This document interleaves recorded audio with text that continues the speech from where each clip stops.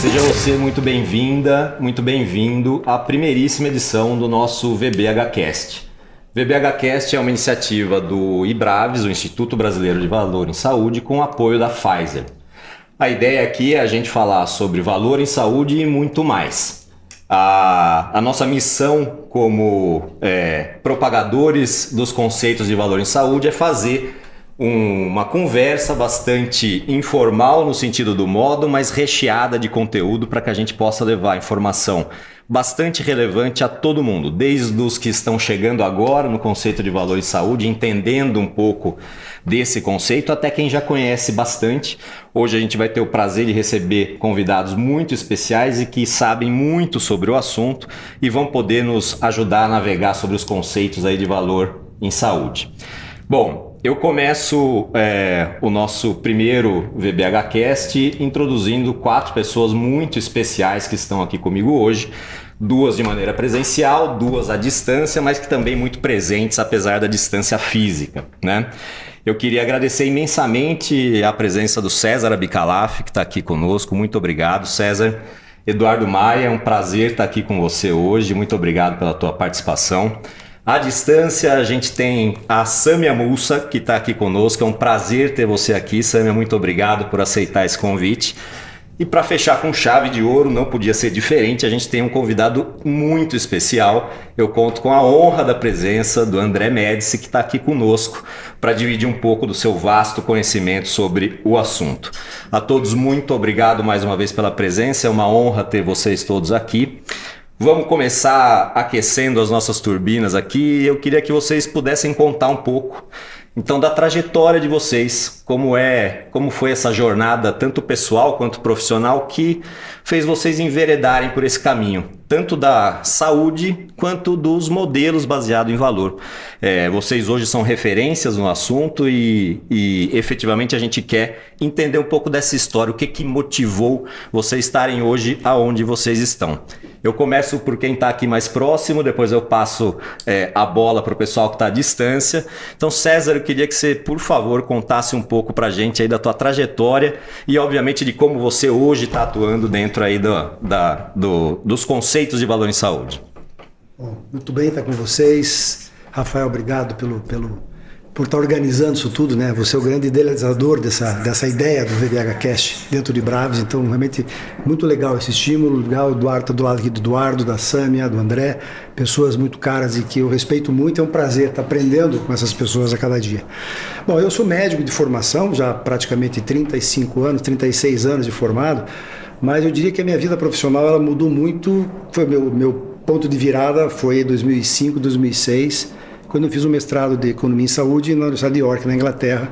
E para mim foi muito marcante. Eu tinha acabado de ser da gestão de uma grande operadora do Paraná, que era o plano de saúde dos servidores do Estado. E você vai sempre com a visão do pagador, né, para um mestrado de Health Economics, onde você vê todo mundo querendo discutir farmacoeconomia e eu queria discutir gestão, né? E lá me chamou muita atenção porque peguei bem a fase de implantação do modelo de pagamento por performance para os médicos do NHS. E eu cheguei à conclusão, obviamente todos os meus estudos de mestrados foram voltados em modelos de remuneração, e aí obviamente me chamou muito a atenção e que esse é indiscutivelmente o grande fator que viabiliza uma mudança radical da lógica da assistência hoje. Você não dá para pensar em mudar assistência sem repensar o modelo de remuneração. E aquilo me chamou a atenção, todos os estudos que eu fiz, voltei para o Brasil extremamente empolgado nisso, né? Eu diria que valor em saúde foi uma coisa que por mais que Porter tenha cunhado, né, definido isso em 2006, a primeira vez que eu tomei esse conhecimento dessa lógica de valor foi um livro de economia em saúde de mais de 10 anos anterior a essa data, que discute o conceito clássico de valor, que é a relação de benefício pelo esforço. Né? Essa é a relação de valor para qualquer coisa que você adquire. Né? Dependendo do esforço que você tem, quanto maior o esforço, menor a tua percepção de valor. Né? Quanto for melhor o benefício que você percebe, melhor a tua percepção de valor. Isso, obviamente, vindo aqui para o Brasil, desde então, obviamente, a grande mudança, né, foi que eu não estava conseguindo implementar toda essa lógica de modelos de pagamento no Brasil. Eu falo disso desde 2007, minha primeira palestra sobre pagamento por performance foi em 2007, e pouquíssimos projetos. até que a gente realmente repensou o modelo e vimos que não adiantava pensar em pagar, a gente tinha que avaliar o médico, avaliar o profissional, avaliar a prestação do serviço. E começamos a discutir a avaliação de performance. E também sentia que faltava alguma coisa. Né? E aí onde se encaixou muito o conceito de valor, 2016, 2017, né? Onde começou a estudar mais profundamente esse conceito de valor em saúde, onde nós pivotamos todo o modelo de análise para uma criação de um score, de uma métrica de valor em saúde. E, obviamente, isso tudo também culminou na necessidade de criar algo no Brasil que conseguisse realmente discutir isso de forma séria, que não fosse mais um modismo de fora do Brasil que viesse aqui, ser implantado de qualquer jeito. E aí nós fundamos, você estava junto conosco nessa briga, o André também, até mandei hoje uma foto para ele que tiramos na casa dele em Washington, discutindo os primórdios do IBRAVIS, foi muito legal isso. Em 2018 nós fundamos o Instituto Brasileiro de Valor em Saúde e, obviamente, de lá para cá a gente tem discutido muito projetos práticos. E hoje eu estou, então, ainda como presidente do Instituto, por mais algum tempo, né? E também, obviamente, a empresa que eu coloco esses projetos práticos é a 2M, que eu fundei essa empresa em 2011 e hoje eu estou como CEO da empresa. Então é um prazer estar com vocês, poder dividir um pouquinho do que a gente sabe, mas muito mais aprender com vocês hoje. Muito bom, a ideia é essa mesmo, a gente trocar bastante. Eduardo, queria ouvir também de você um pouco da tua trajetória, que é extensa dentro do setor de saúde. A gente vai ficando velho. Vai, não tem jeito. Então, por favor, que você nos conte um pouco dessa trajetória, como é que você chegou até aqui. Bem, eu também regulo com 32 anos de formado médico. Minha formação passa por geriatria, terapia intensiva e cardiologia. E no início da carreira, muito voltado para pesquisa clínica, tinha uma lógica muito acadêmica. E desenvolvi uma tese em cima de disease management na ocasião. E é onde eu comecei a acordar para oportunidades do sistema, entender o que tinha de desperdício e tudo mais. A partir dali, eu tive a oportunidade de empreender dentro desse mesmo cenário e passei um bom tempo da minha vida do lado prestador, né? E sempre questionando várias razões ou falta de razões para que os agentes pagadores não conseguissem perceber inúmeras oportunidades que tinham dentro do sistema para entregar o que a gente não chamava de valor na ocasião, mas uma melhor qualidade assistencial, seja ela qual fosse. Eu tive uma carreira dentro dessa área privada, eu tive a oportunidade de gerir alguns sistemas de saúde privado, hospitais e algumas facilities, e eu montei uma consultoria naquela ocasião também para assistência de dados, né? A gente não usava o termo ainda naquela ocasião, lá antes de 2000, data mining era alguma coisa que estava começando a acontecer, né? E depois eu tive uma passagem pelo sistema público, e onde eu tive a oportunidade de conhecer sistemas de saúde no mundo. E é até hoje um objeto de estudo e é onde a gente tira os benchmarks para testar os modelos que a gente posteriori teve a chance de concluir. Tive uma passagem como diretor executivo de inovação e estratégia dentro da UHG no Brasil, com a missão de tentar desenvolver novos modelos de remuneração, e da onde se tirou um grande aprendizado e onde a gente teve a oportunidade de se conhecer e, enfim, ter grandes trocas. Hoje eu administro a SAIS, que é a Soluções Avançadas em Saúde, é uma empresa voltada para a realização de contratos por accountability, né, que funciona como enabler, né, um facilitador para exatamente a construção de modelos baseados em valor.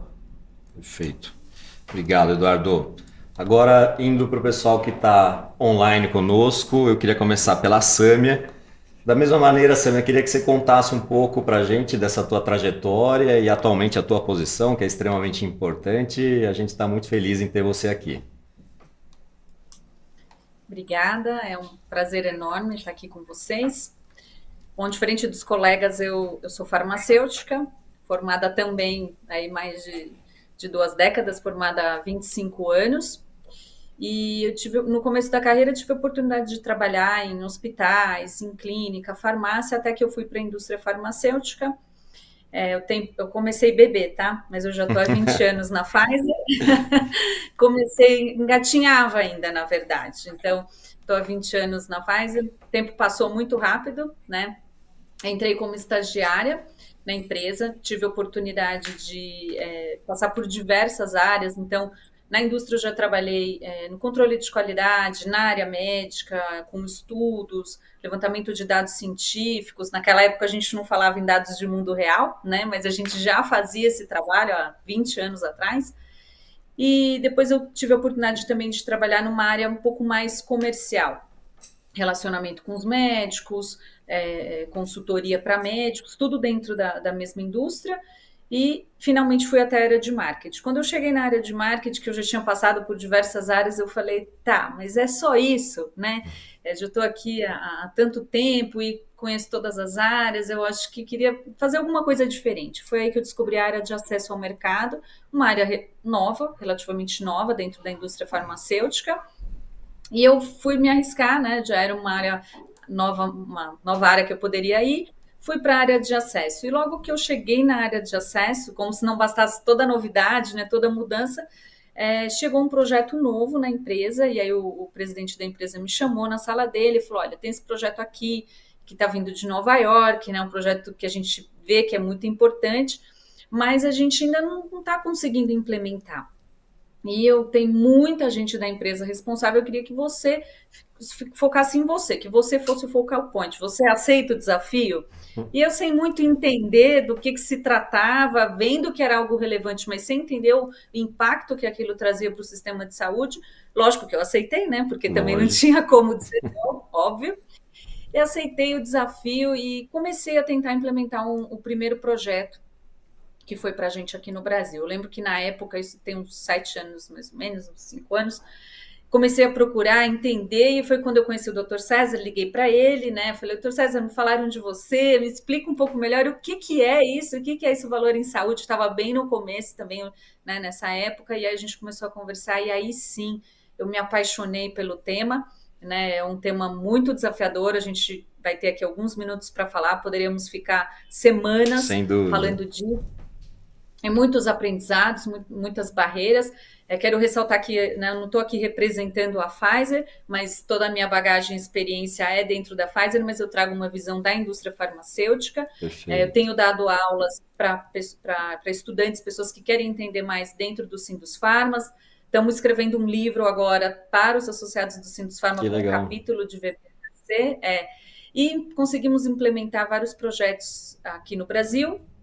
E por causa disso também eu fui convidada a exercer um cargo na América Latina. Então hoje eu estou responsável por apoiar os países da América Latina a implementar esses projetos, tanto no mercado público quanto no mercado privado. E agora já ampliando para emerging markets. Então hoje, por exemplo, eu tive uma reunião com o pessoal do Egito. Então a gente está realmente, cada vez mais a gente vê que é uma necessidade, né? Não é só uma discussão, e sim uma necessidade. Então, hoje o meu cargo atual é ajudar outros países da região de emerging markets da Pfizer a implementar esses projetos. Mais uma vez, obrigada aí pela honra de estar aqui com vocês. Imagina, obrigado você. Que responsabilidade, hein, Samia? Parabéns. Bom, agora a gente vai fechar com o André. Eu não sei se a gente tem tempo no podcast inteiro para ele falar da experiência dele, mas vamos tentar resumir de maneira objetiva. Mais uma vez, André, obrigado pela tua presença, pelo teu tempo.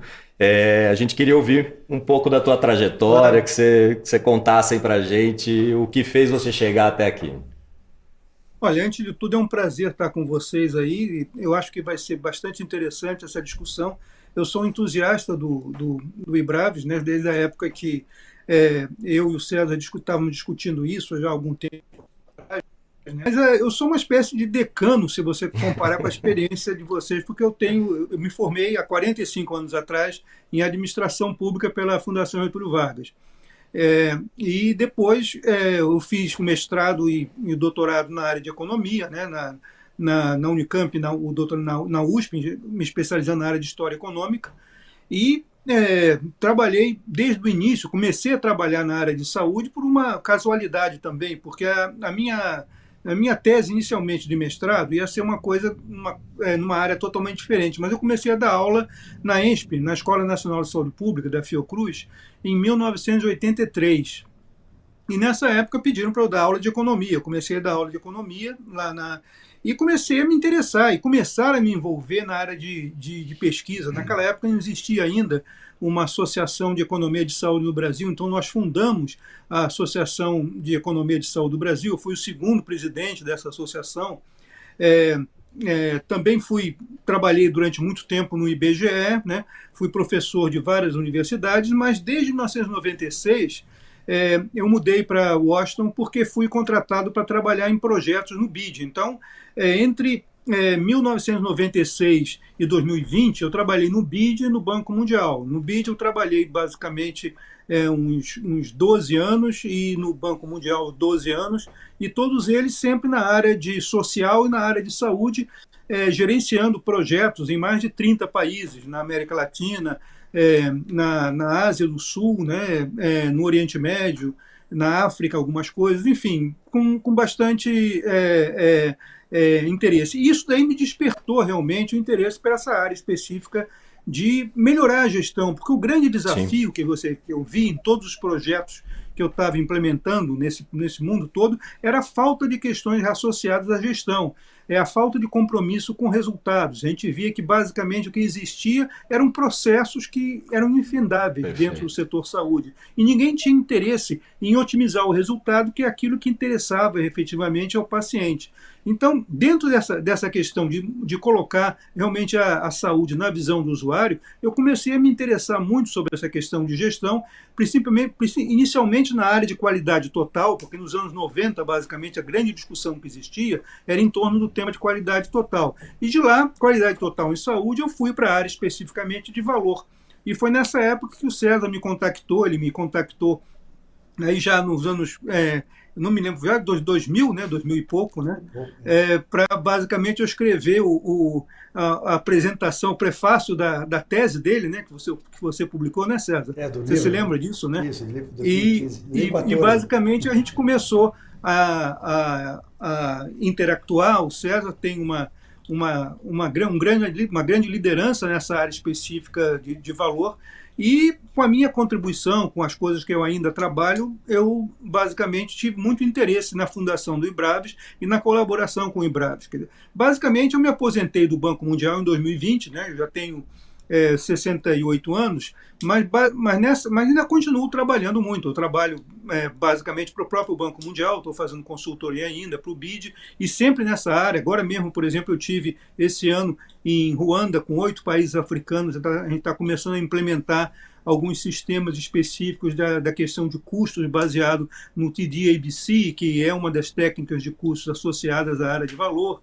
Enfim, tem várias coisas que a gente está começando a fazer um pouco nessa linha, e também continuo em outras áreas. Eu gosto muito de áreas de população, envelhecimento. Eu fui, durante muito tempo, sócio da ABEP, da Associação Brasileira de Estudo de População, fui diretor da ABEP, enfim.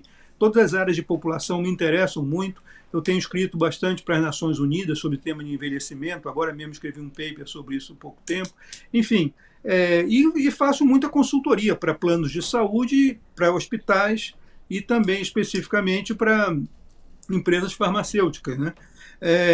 Recentemente, por exemplo, né, a gente fez eu tenho atuado como basicamente o editor do anuário da ABRAP, né, da Associação Brasileira de Hospitais Privados, e tenho publicado muita coisa em revistas internacionais e brasileiras nessa área específica de economia de saúde, e também alguma coisa na área de valor. Mas é um pouco essa a minha trajetória. É um pouco disso, né? Tá ótimo, André, obrigado. Bom, para quem está nos acompanhando, acho que está claro que a gente conseguiu juntar um público aqui bastante plural, no sentido de todas os olhares, os prismas que a gente vai poder acompanhar aqui de vocês. Bom, acho que o nosso papel aqui no primeiro episódio, né, a gente sedimentar um pouco, pavimentar a nossa estrada e a gente trazer um pouco de conceitos, efetivamente, né? E aqui a ideia não é falar sobre conceito, a fórmula que o Porter escreveu, não é isso, né? É trazer para uma tradução um pouco mais individual de vocês, de um entendimento mais objetivo, né?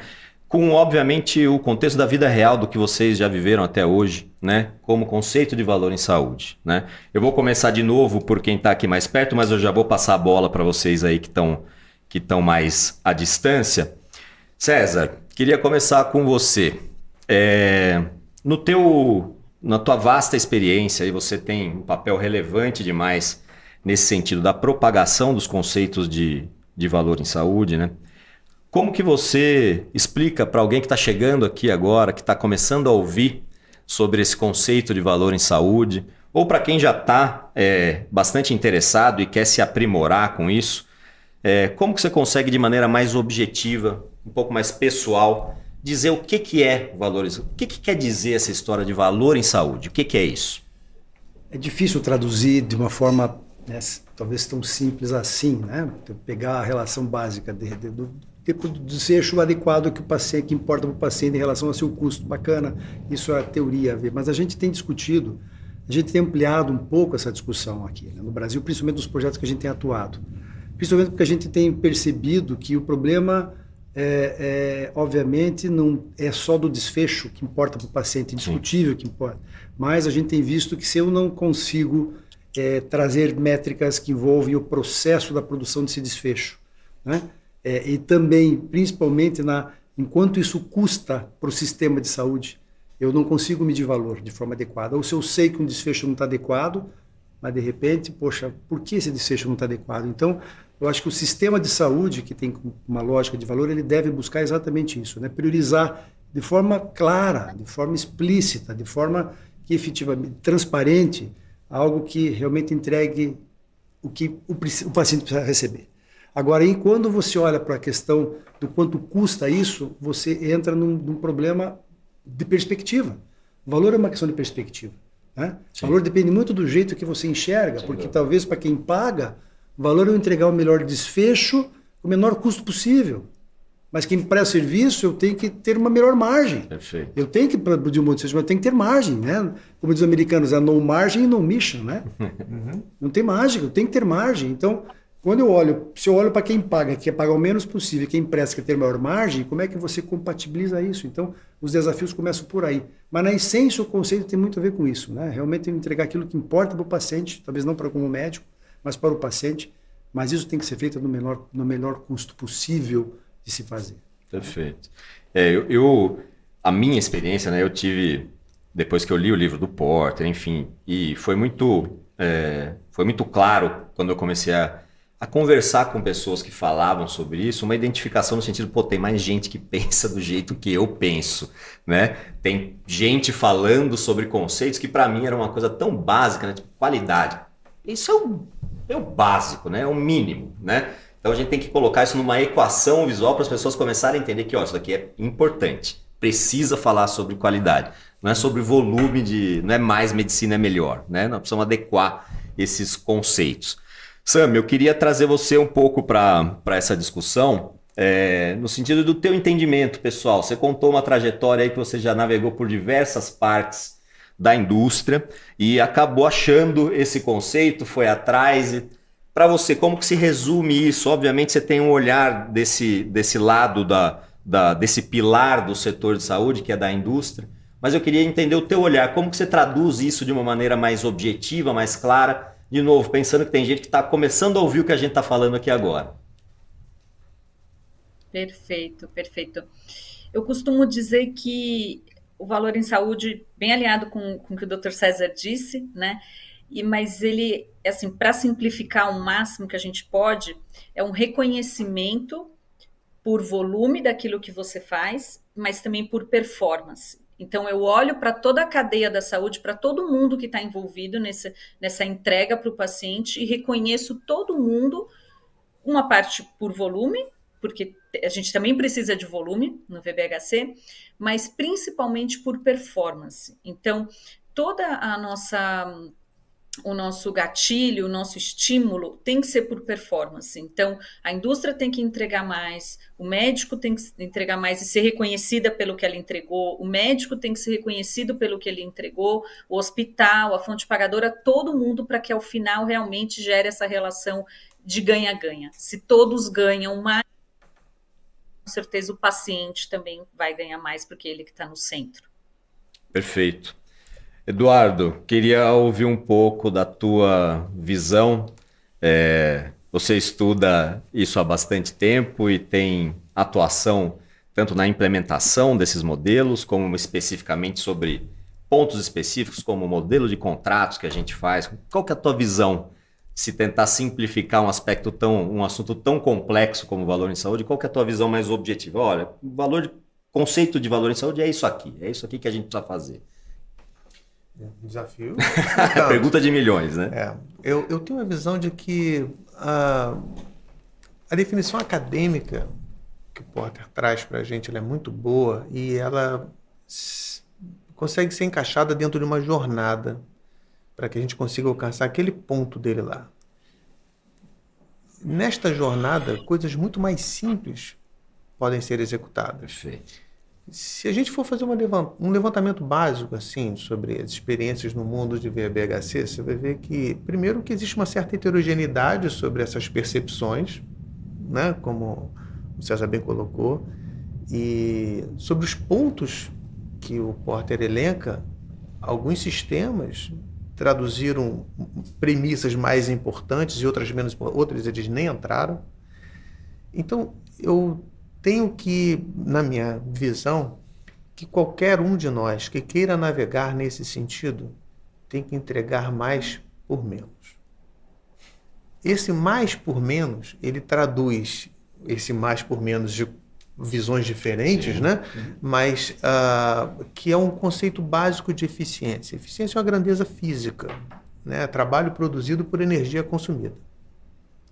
A questão é qual é o trabalho que nós vamos definir como importante, porque na energia consumida a gente pode traduzir isso em moedas, né?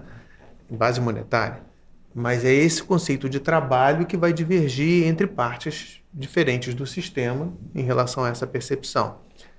Nós podemos introduzir isso até dentro de um conceito populacional, a gente pode ouvir o André sobre isso, por exemplo, o que seria uma entrega de valor para sistemas populacionais. A gente ouve tantos comentários sobre sistemas mais ou menos eficientes ou populações. Você vê os Estados Unidos que tem uma expectativa de vida ou nascer inferior a qualquer outro país da OCDE. Perfeito. Gastando o que gasta o PIB da França e não consegue resultado. Então isso é um sistema de baixo valor. Sistema de saúde de baixo valor. Então, eu iria um pouquinho para esse lado da física, para a gente poder abrir um pouquinho o aspecto muito bom. Conversa. Muito bom teu olhar.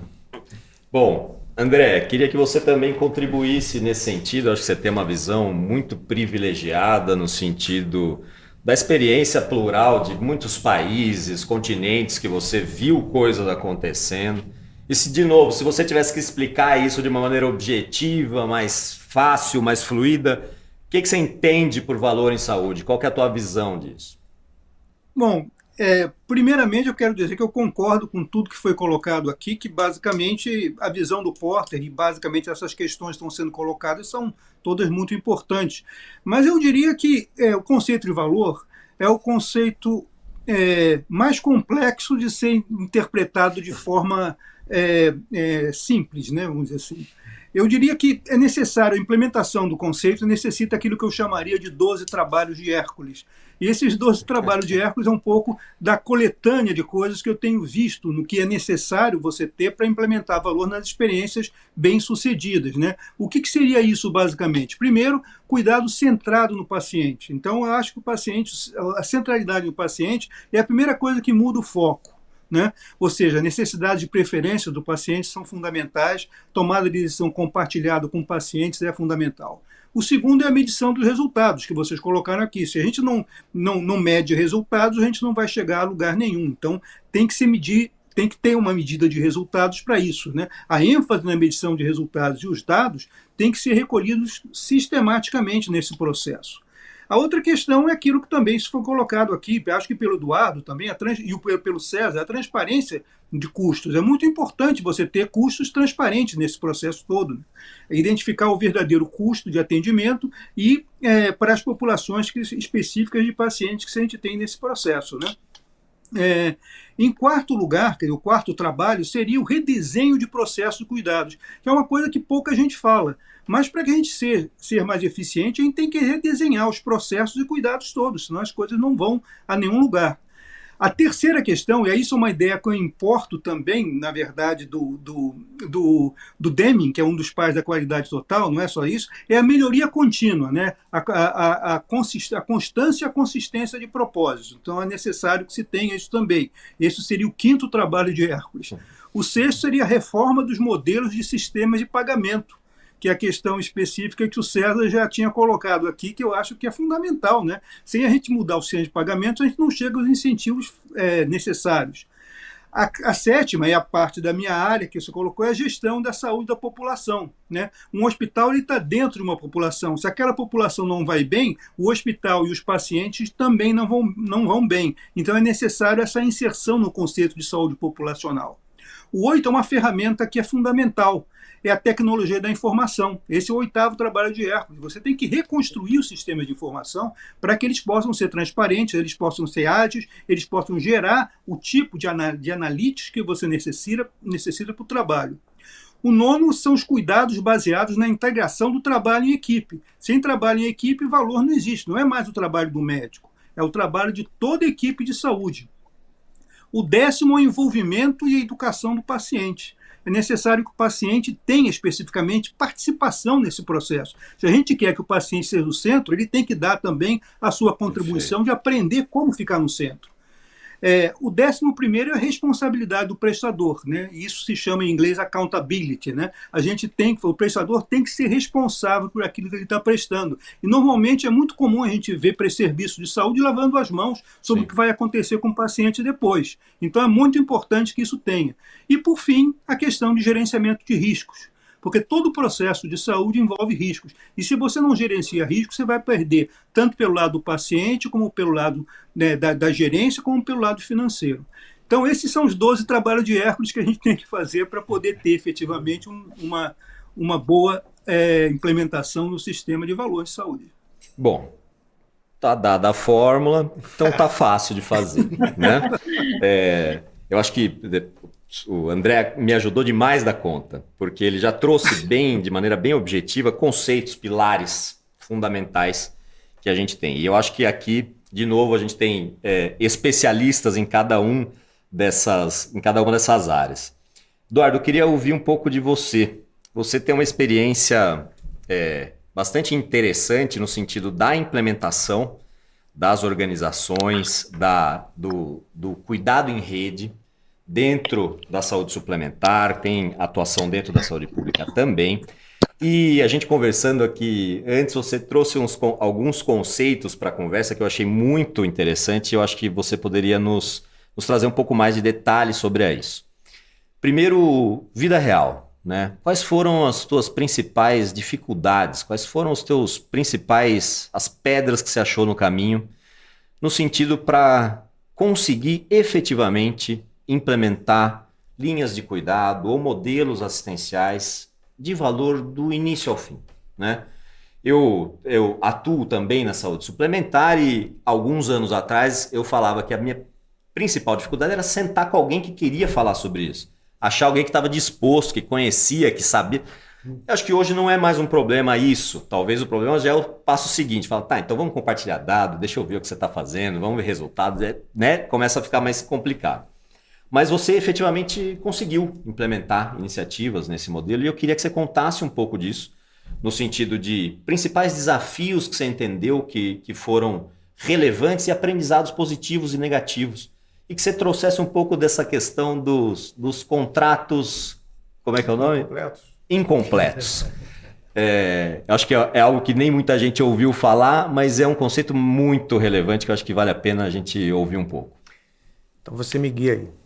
Eu queria pegar uma deixa que o André colocou porque eu achei fabuloso os 12 trabalhos de Hércules. Eu anotei todos aqui, né? Foi ótimo. E ele foi falando, eu fui pensando em outro, dá para botar mais uns 15, talvez. E o que é curioso, eu vou começar por essa deixa, porque tanto estudando quanto empiricamente tentando desenvolver operações mais eficientes, por assim dizer, a gente vai chegando a ter que estudar um pouquinho sobre sistemas complexos. E sistemas complexos adaptativos, que sejam aqueles que provavelmente mais a gente conseguiria entender o modelo de sistema de saúde. Dentro da teoria dos sistemas complexos, você pode tentar muitas coisas, mas o sistema quase sempre ele reage a fenômenos emergentes, ou o que nós chamamos de epifenômenos. Sim. Então eu quero controlar o custo tabelando, e aí o sujeito aumenta a frequência e tudo mais. Por que eu peguei essa deixa do André? Porque, em tese, em sistemas complexos, você vai ter uma única chave, leve, simples, difícil de achar. Mas quando você acha, você consegue mudar o sistema todo. Todo mundo reage na mesma direção. Então, a minha aposta, e foi por onde a gente começou, foi que isso se dá, o drive principal se está em cima do modelo de remuneração. Sim. Que a gente evoluiu isso depois para modelo de negócio. Vamos traduzir Perfeito. isso, ok? De forma que, também seguindo a tese dos sistemas complexos, é como se quase todas as outras coisas fossem, a partir dali, ser micromanagement, ok? Se você acertar o drive certinho do comportamento que você deseja que um ator ou a cadeia de suprimento desses atores desejam fazer, se você desenvolver essa arquitetura de incentivos de forma adequada, esta reação vai acontecer quase que... Tudo que ele comentou aqui, as pessoas vão buscar isso, sem que você tenha que exercer controle sobre isso, ok? Essa foi a tese por onde a gente trouxe. Isso vai de encontro à lógica que a gente estava discutindo um pouco antes também, de um conceito que não é novo, que é o conceito do payvider, que é da associação entre o pagador e o prestador, na unificação de interesses. Algo que, entre aspas, já pode ter sido testado lá atrás, década de 90, mas que excluíram o agente principal, o cliente da história, fizeram modelos captados simples que geram desassistência, que todo mundo sabe, né? Então, a gente não precisa comentar sobre isso. Mas quando você consegue trazer o conceito do AAA para dentro do jogo, ou seja, de traduzir contratos ou arquitetura de incentivos que possam ter, de fato, a sustentabilidade financeira, o desfecho clínico e a percepção de qualidade da forma que a gente queira mensurar pelo cliente, a gente consegue atingir esse detalhe. E tentando puxar esse desenvolvimento, isso, já que você comentou sobre contratos incompletos, isso se deu exatamente porque a literatura mostrou durante muito tempo, já se tentou de tudo, né? Então, a gente tem o problema lá de trás, já desde a lei de Homer, que descrevia sobre... Homer descrevia que a hora que você tiver um leito, vai ter um corpo em cima, né? Pela lógica de ter a demanda gerada pela oferta, no caso da saúde. A gente teve a chance de estudar um pouco que esses autores escreveram sobre contratos incompletos. E que eles não escreveram exatamente sobre saúde. Mas poucos contratos são tão incompletos quanto a saúde. Eles normalmente foram desenvolvidos para contratos de longo prazo, onde você tem concessão, por exemplo, e é muito difícil você prever o que vai acontecer num ecossistema, seja ele qual for, por 20 anos. Então, um contrato é quase sempre incompleto nesses cenários. E a gente comentava que no sistema de saúde é impossível você colocar todos os fenômenos biológicos dentro de um contrato, né?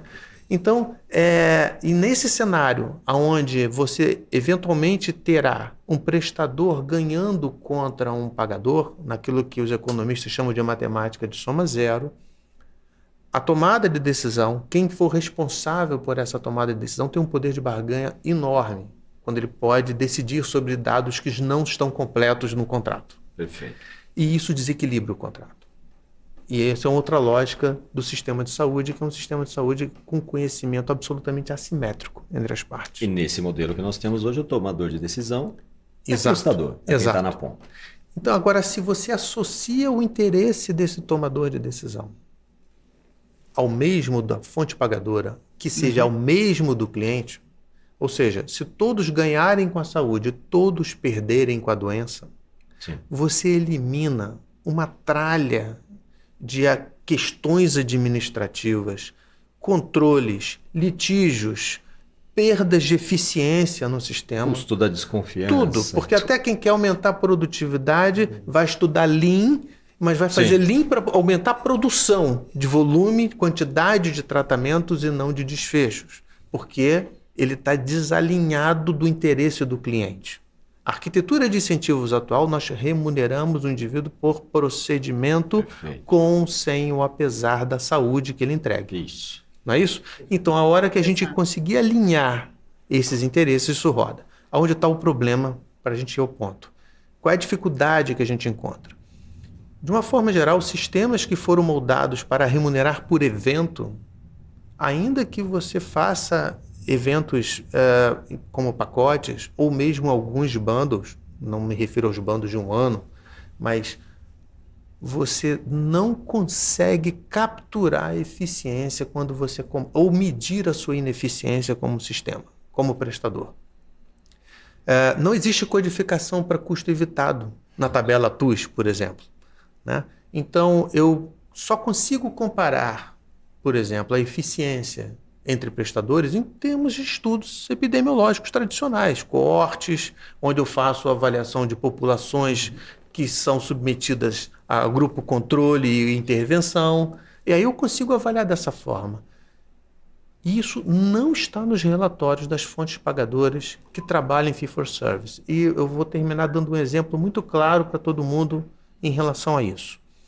Se eu faço um contrato, por exemplo, por valor, e para um determinado hospital, para tornar a coisa mais simples, e esse hospital agora não é remunerado mais pela quantidade de procedimentos. Ele pode ser remunerado por banda ou por uma captação, por exemplo, como início de conversa. O que vai acontecer no longo prazo com o relatório dos resultados que eu vou verificar, resultados em fee-for-service tradicionais, que eu vou verificar desse hospital? Porque agora ele não vai operar quem não precisa, não vai internar mais quem não precisa, ele passa a ter uma seleção reversa de risco. Perfeito. Então o tempo médio de permanência dele aumenta, o custo médio de internação aumenta, a taxa de readmissão aumenta. Todos os indicadores de fee-for-service ficam de cabeça para baixo. Então, se eu não tiver um analytics moldado para capturar eficiência, eu não consigo fazer contratos modelados em accountability. César, vamos pegar esse gancho aí. Acho que você tem um papel fundamental, exatamente acho que no ponto que o Eduardo concluiu o raciocínio dele. Como você vê esse desafio de conseguir traduzir dados? Tem um monte de gente que tem um monte de dados na gaveta, né? Como que traduzir isso para medir a eficiência, para medir resultado? Como que você tem visto isso no sentido de o que já conseguimos fazer aqui, ainda estamos muito longe? Como que você está vendo a atuação disso no Brasil, na realidade que a gente tem hoje? Primeiro, eu já, pela experiência já de um bom tempo, né, eu tive vários projetos que eu fui visitar hospitais, operadores, não, César, eu estou implantando meu sistema agora, eu tenho que melhorar meu dado. A hora que eu tiver melhor meu dado, a gente começa. Eu tenho 2 anos depois, está da mesma vez. Está tudo igual. Então, na essência, tem que começar com o que você tem de dados. Porque o que a gente fala, e hoje a experiência nossa, a gente se depara com 3 conjuntos de dados na prática. Simples assim. Aquele dado que existe, eu tenho acesso, ou seja, ele está dentro do meu sistema, eu tenho controle dele, ele está estruturado, eu consigo fazer alguma coisa com ele. Tem um segundo conjunto de dados, aquele dado que existe, mas eu não tenho acesso. Ele está em outro local do meu sistema. Ele está talvez num prestador, numa farmácia, né? Ou às vezes ele está, o pior, né? Ele está no meu próprio sistema de forma não estruturada, não organizada. E tem um terceiro conjunto de dados, que é aquele dado que eu preciso para medir valor, mas nunca ninguém mediu. Ninguém viu. Por exemplo, os prêmios, reporte do paciente. Então, a gente tem que lidar com esses 3 conjuntos de dados, se a gente quer discutir valor em saúde. Esse é o primeiro ponto. E o segundo ponto é que a gente traduziu nesse score, nessa fórmula, muito legal, recebemos aí agora em maio o prêmio do VBHC Dragons na Europa, até quando eu provoquei meu pessoal de inteligência médica e falei, vamos publicar esse artigo, literalmente foi para provocar, porque o VBHC lá, esse grupo é do Porter, é ligado ao Porter, né? Sim. E que fala, né, valor é qualidade sobre custo, né? Bom. Terrível, matematicamente você não consegue medir nada com isso, é lindo na teoria, né?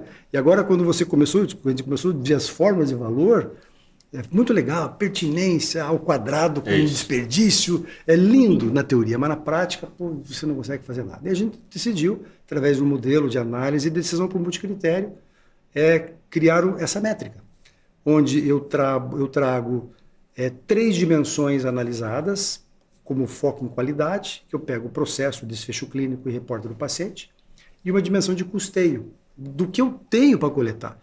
Se eu tenho o André no meu time, cara, André, vamos medir TDBC, vamos trabalhar com TDBC. Se eu não tenho, cara, pega custo gerado, custo total para esse paciente, gasto com esse cara. Se eu estou dentro do hospital, e se eu conseguir pedir, por exemplo, margem de contribuição direta, já dá para fazer muita coisa com isso.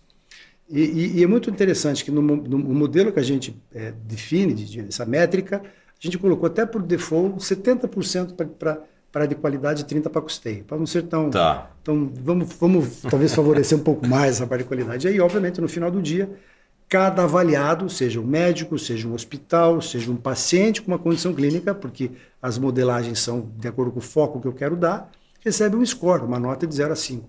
E aí, com isso, fica fácil de eu estabelecer os acordos que são baseados, que são orientados por valor, que é a ponta de toda essa discussão que está aqui, né? E aí é muito legal escutar você falar aqui, né, Eduardo, o próprio André trazendo isso, a SEMA está discutindo isso muito dentro da indústria, é que os acordos orientados por valor não é a sua relação do convênio com o hospital, é de toda a cadeia. Eu tenho que chamar a Pfizer aqui, desculpa a Pfizer, vou pôr o nome, né? Pfizer, eu vou remunerar, eu vou pagar a tua tecnologia se efetivamente ela trouxer o resultado que você diz que ela traz dos teus estudos. Randomizados, agora vamos ver isso do mundo real. Tanto é que eu brinquei, né, Samia, falando lá para você, né? Eu vou trazer os resultados para você, só não mate o mensageiro, né? Isso. Não mate o mensageiro. Mas é dado de mundo real, cara. Esse é o desafio. Então, isso. Então, toda a cadeia tem que ser relacionada, né? O Fábio, né, que é o nosso diretor aí também do Ibraves, e está tocando os nossos projetos 2M, fala muito, né? Comprar, vender e pagar por valor. Né? Essa relação ela tem que existir quando eu falo nos acordos que são orientados por valor. Só que para isso eu tenho que ter os dados, eu tenho que ter as métricas. Né? Sem isso a gente não consegue caminhar. Então, indiscutivelmente, não existe, obviamente, bala de prata na saúde. Não existe. Perfeito. Mas se eu tivesse que começar por algum lugar, eu só tenho uma coisa para fazer, eu tenho que começar por algum lugar, eu começava imediatamente numa profunda reforma da lógica de remuneração. O sistema ele vai se organizar a partir daí. Muito legal, muito bom. Bom, Samia, a indústria, né? A indústria, ela... vou te dar a voz agora. Sim. Samia, a indústria, durante muito tempo, ela não sentou à mesa para conversar com as fontes pagadoras, enfim, a gente tinha uma relação muito distante, né? E isso há alguns anos vem mudando.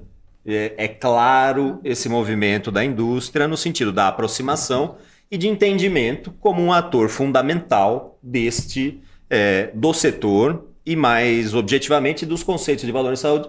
Todo mundo entendeu, escuta, eu preciso estar discutindo isso, eu faço parte dessa cadeia. De novo, não é a operadora discutindo com o hospital, a gente precisa da cadeia toda conversando. Queria que você falasse um pouco disso, qual é a visão da indústria, como a indústria se insere nisso e quais são as principais dificuldades, preconceitos ou entraves que vocês enfrentam, Porque eu imagino que tem uma resistência muito grande de alguém te receber para falar com a indústria, lá vem, eles querem vender remédio. Queria que você contasse um pouco disso, como que é hoje, como que você tem visto hoje essa relação da indústria como um dos entes principais da cadeia de valor de saúde. Muito legal, excelente ponto. E eu concordo muito com o Dr. César, eu falei o direito à defesa, mas ele sabe que eu concordo bastante com ele. E eu acho que nesse ponto, né, que vocês estavam falando de, primeiro, eu gostaria de mencionar da assimetria da informação. A gente passa por diversas experiências, a gente já passou, né, em negociação com, enfim, grandes hospitais no Brasil, América Latina, onde a gente está realmente, exatamente isso que você falou, tentando uma abordagem, implementar um projeto, e o que a gente escuta é, mas por que vocês querem fazer isso? Sim. Né? Qual que é a intenção? O que vocês vão fazer com esses dados? Vocês vão usar isso para obter informação da concorrência? Não, porque afinal de contas o projeto só envolve o meu produto, então eu não estou buscando informação do concorrente.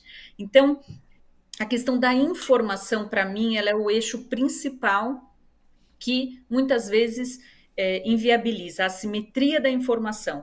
Por outro lado, quando você desenvolve algum projeto, e eu trabalho muito em parceria, né, com as áreas de marketing, com a área médica, né, dentro da indústria, eles viram os estudos clínicos, né? O médico, que ele é dedicado àquele produto, ele está com aquele produto desde o lançamento, então ele confia naquele produto, ele acredita naquele produto, que vai ter aquele desfecho, né? Igual o doutor César falou, do estudo clínico. Sim. Passei por uma experiência ano passado que a gente fez um projeto, tudo para um hospital do câncer aqui no Brasil, e quando a gente desenhou, eu falei, olha, gente, mas sinceramente, né, eu não sou da área da oncologia, mas eu estou, né, com o olhar de VBHC, eu não estou vendo grandes vantagens para o hospital.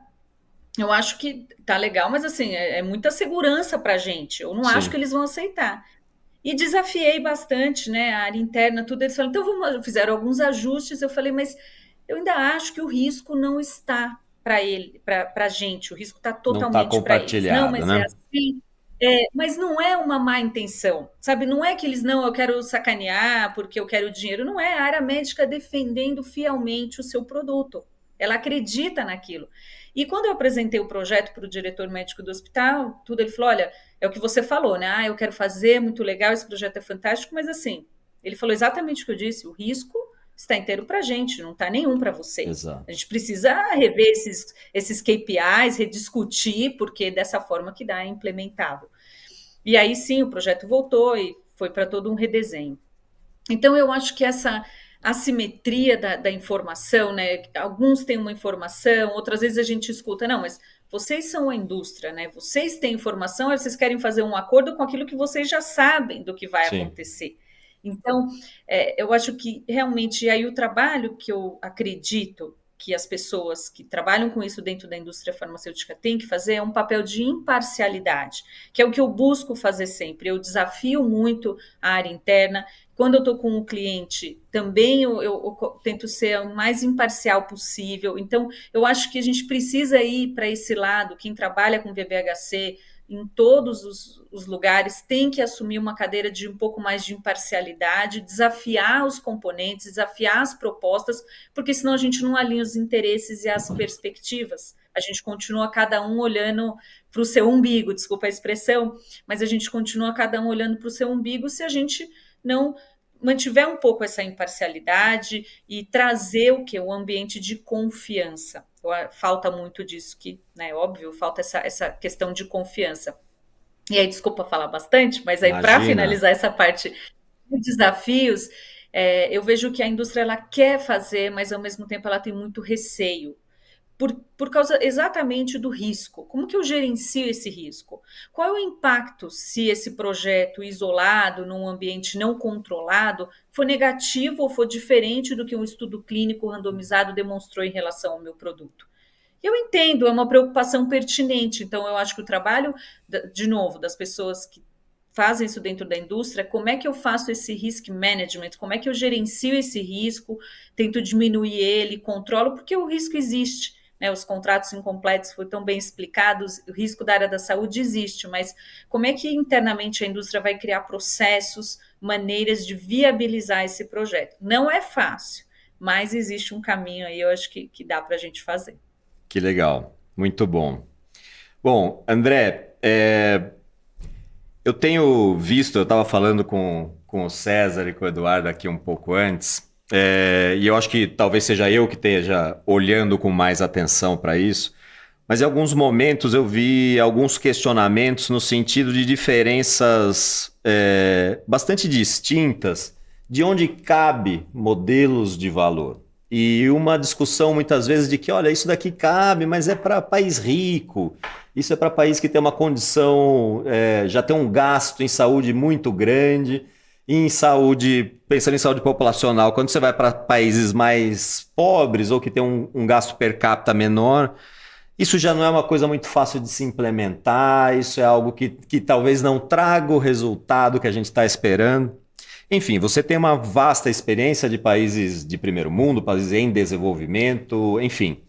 Queria que você contasse para a gente um pouco disso, nesse sentido de modelos de remuneração, eles são capazes de exercer essa mudança nessa complexidade de realidades? Tanto num lugar que tem muito recurso e que tem desperdício enorme de dinheiros na cadeia, ou não, outros lugares que não, que a prestação da saúde já está bastante justa, bastante ajustada no custo, tem espaço para isso? É viável tanto em países ricos como países em desenvolvimento? Olha, é uma grande pergunta essa, né? Eu diria que basicamente os modelos de valor, né, eles cabem em qualquer realidade, desde os países mais pobres até os países mais ricos. A única diferença é a questão da diversidade de instrumentos que você vai utilizar. Por exemplo, você falou especificamente no tema de sistemas de pagamento, né? Sistema de pagamento não é uma solução mágica, não significa que você usar bundle ou pagamentos por performance, você está resolvendo todos os problemas de todos os países e de todos os níveis de desenvolvimento. Não é assim. Na verdade, o que você tem que fazer é combinar, né, os sistemas de acordo com o tipo de objetivo que você quer chegar. Então, por exemplo, mesmo o Fee for Service, em regiões onde você tem países, onde você tem uma grande escassez de produção de serviços, você tem que aumentar a oferta. Perfeito. E o Fee for Service ele é um instrumento para aumentar a oferta. Ele tem que estar, de alguma forma, condicionado com resultado. Então, você combina o Fee for Service com o resultado que você vai alcançar, né? O bundle já é um pagamento que ele necessita de esforços quando você tem um sistema que exige muita coordenação. Então já é um outro tipo de arranjo institucional que você tem quando você tem a flexibilidade para implementar e medir processos, porque medir processo é muito importante, né? E a ideia de custos que está envolvida dentro dessa discussão que a gente tem em termos de valor não é uma ideia de custos tradicional, né? A gente usa o sistema de custo para otimizar os processos. É o que está por trás de toda a teoria do TD-ABC, né? Então são essas ferramentas que podem ser utilizadas em qualquer contexto, eu diria assim, né? Nós tivemos algumas experiências muito interessantes, por exemplo, que o banco andou realizando em países, né, mais pobres, onde efetivamente você conseguia associar resultados com Fee for Service, você tinha um excelente resultado Sim. em termos do aumento da oferta, você estava criando demanda, né, quando você tinha que criar demanda. Já em regiões onde você tem um excesso de produção de serviço, um grande desperdício, a fórmula é outra. Mas todas as fórmulas estão associadas especificamente ao tema do valor.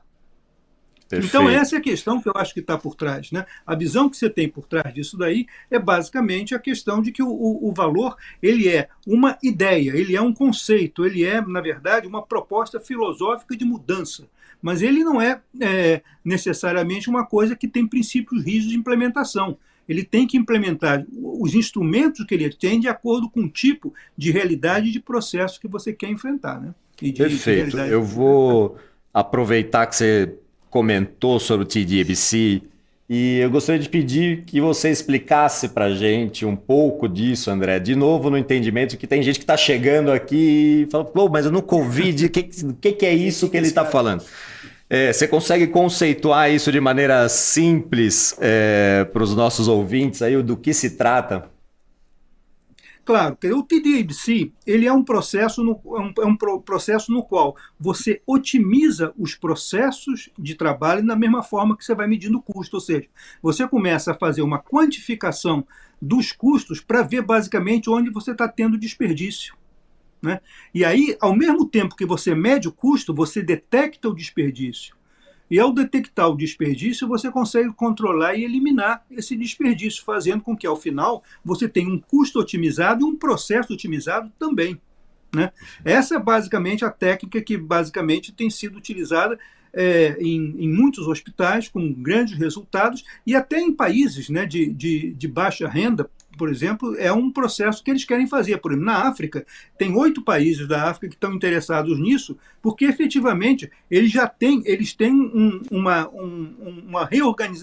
processos hospitalares que são muito desorganizados, que têm desperdícios e poucos resultados. Então, se você tem que fazer o TDBC para fazer com que você tenha uma otimização dos processos e o custo passe a ser medido dentro desses processos otimizados.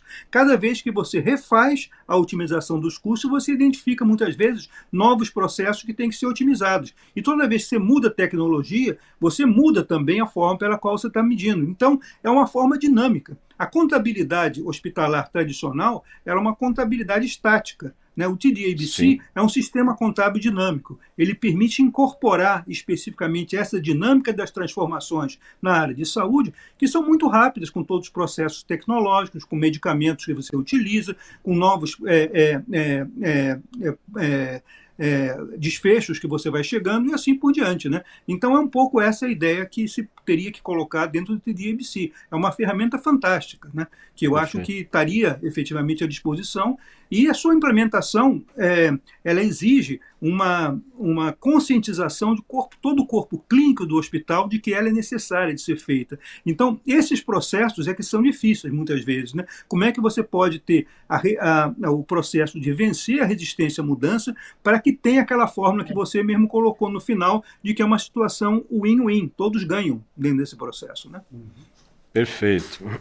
Bom, acho que todo mundo colocou aqui de maneira clara que aqui não existe uma bala de prata, mas a gente chega num consenso de que talvez modelos de remuneração sejam uma grande mola propulsora para essa gestão da mudança, né? Porque efetivamente fazer programas ou modelos baseados em valor necessitam de mudança, né? Se você for para a academia de gestão da mudança é uma cadeira, né? Tem como fazer, tem muita gente que escreve sobre isso, e a gente da saúde às vezes tem uma visão um pouco simplista sobre isso, né? De que não, só vou pagar de um jeito diferente aqui, vou começar a pegar dado, e não é assim, precisa ter uma mudança profunda, a gente precisa preparar as pessoas, preparar os parceiros para que isso ocorra. Queria que vocês trouxessem um pouco da vida real, um pouco de exemplos. Já participei de uma iniciativa, ou fiz algo nesse sentido, ou então tem o André com essa experiência internacional deles, tal país está caminhando para um contexto de valor já mais estruturado e tal. Enfim, queria trazer um pouco da vida real aí de vocês, de exemplos mais específicos. Sâmia, de novo, trazendo você aí como parte, esse ente tão importante da indústria, entendendo o momento que a indústria está passando no sentido medicina de precisão, medicamentos individualizados com custos muito altos, a gente está falando na casa de milhões de dólares para uma pessoa, que eu não posso usar isso para outra, enfim. Como que você tem lidado com isso no sentido da efetiva implementação de modelos baseados em valor?